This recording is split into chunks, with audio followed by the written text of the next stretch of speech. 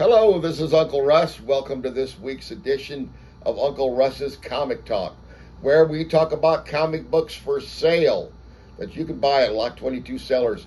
And then I'll show you some really interesting gems from my collection. Stay tuned. Hey, what's up, everybody? This is Ming Chen from AMZ's Comic Book Men, and this is a Lot 22 production. And we've got some nice books for sale this week. We are going to be focusing in on one Tony Stark, better known as the Invincible Iron Man. Here we have from 1982, Iron Man number 154, featuring the Unicorn. This one is written by David Michelinie, pencils by John Romita Jr., and the inks were a collaboration of Dan Green, Chick Stone, and Bob Layton. Cover by John Romita Jr. and Bob Layton. This Iron Man gem can be yours for only $3.99. And next we have Iron Man number 156, also from 1982. This is the newsstand edition, also written by David Michelinie, drawn by John Romita Jr., with inks by Pablo Marcos. This one featuring Iron Man coming up against the Mauler. Nice cover there by Al Milgrom and Bob Layton. This one is a real bargain this week, only $2.99. And they came from outer space. Spores, Iron Man number 157. This is a newsstand edition, written by Alan Kupperberg, script by David Michelinie, pencils by Alan Kupperberg, inks by Dan Green. There you have Al Kupperberg and Bob Layton doing a nice cover there. This one can be yours for the price of $5.99. And we are still back in the year of 1982 with Iron Man number 162. This one scripted by Denny O'Neil. Pencils by Mike Vosberg, inks by Steve Mitchell. There you have it, Ed Hannigan, Al Milgrom cover. Those guys did so many covers for Marvel, hundreds of them. This is another example of why they got that work. Good job. This one can be yours for $3.99. Here's a cover I really love because it features Thunderball, one of my favorite bad guys from one of my favorite groups of bad guys in the Marvel Universe, the Wrecking Crew. This is Iron Man number 171, 1983. This is a newsstand edition featuring Thunderball from the Wrecking Crew coming up against Tony Stark, our Invincible Iron Man. Written by Denny O'Neil with pencils by Luke McDonald, inks by Steve Mitchell. Same creative team on the cover. This one, $7.99. And here's a mystery. One of these women wants to kill Iron Man. I wonder which one it is.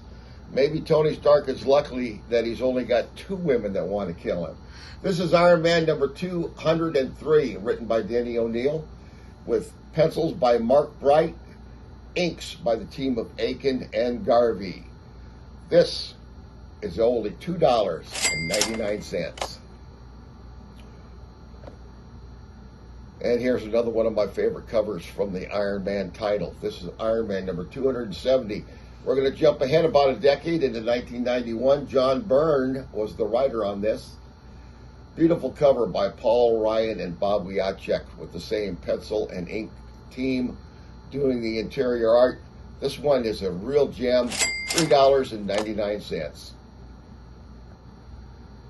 The year is 1990. That year, Marvel did a crossover story across a number of its annuals. This is Iron Man Annual number 11, featuring part 2 of 5 of the Terminus Factor. Roy and Dan Thomas are the writers, Tom Morgan on pencils, Randy Everland on inks. There also are several other stories backing it up. One of note has both inks and pencils by the late, great Steve Ditko, some of the last work he did for Marvel before he passed on. And Tom Morgan giving us a beautiful cover.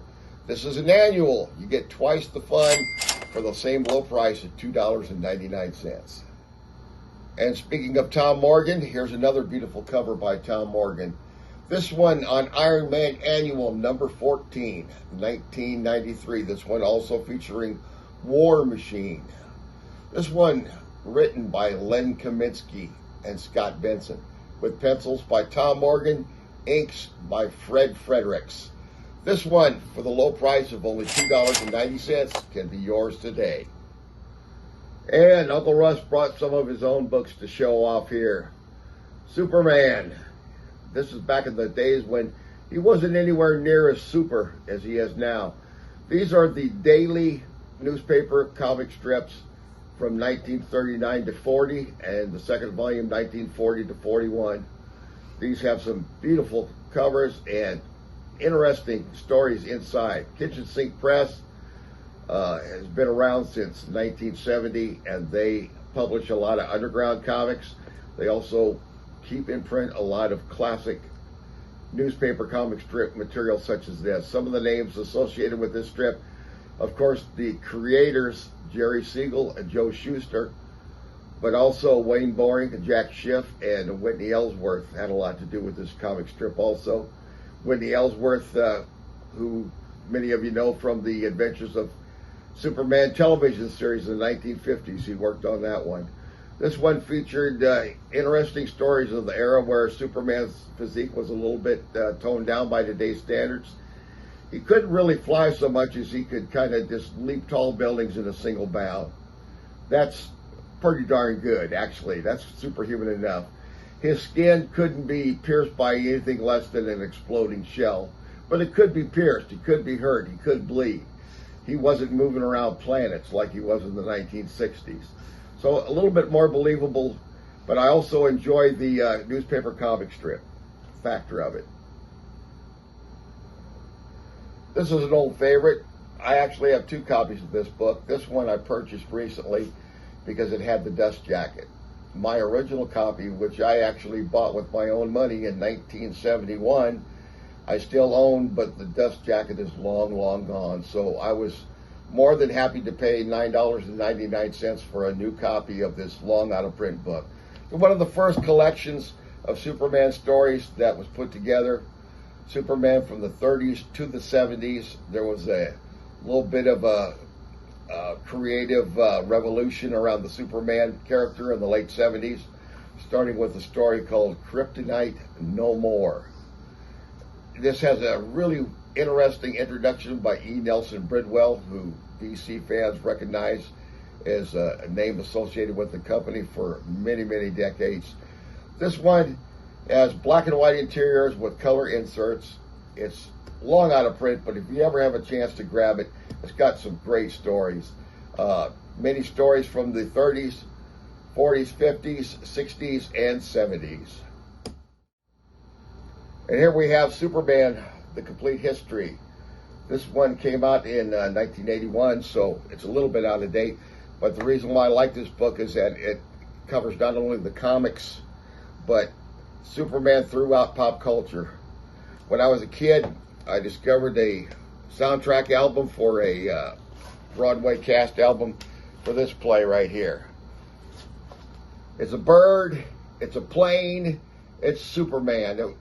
It was a musical comedy that did not last very long, but it was a great record. It was based upon Superman, and this was back in the era when Batman was a hit TV show. It looked like superheroes were hot. This only lasted, from what I understand, just a couple of weeks on Broadway until it folded. It was a little bit ahead of its time. Some people think it's just garbage, and I say, no, it was just ahead of its time. It's a wonderful musical. It's corny as all get out, but wonderful. Featuring Linda Lavin played in that movie, in that play also. She was the one that was Alice on the sitcom. Anyway, lots and lots of interesting artwork, historical information on Superman in pop culture. Superman, The Complete History by Les Daniels. Hopefully you found something that you liked today. If you'd like to purchase any of these books, check for the links in the description below. There'll be more books for sale every week. Lot 22 sellers on eBay.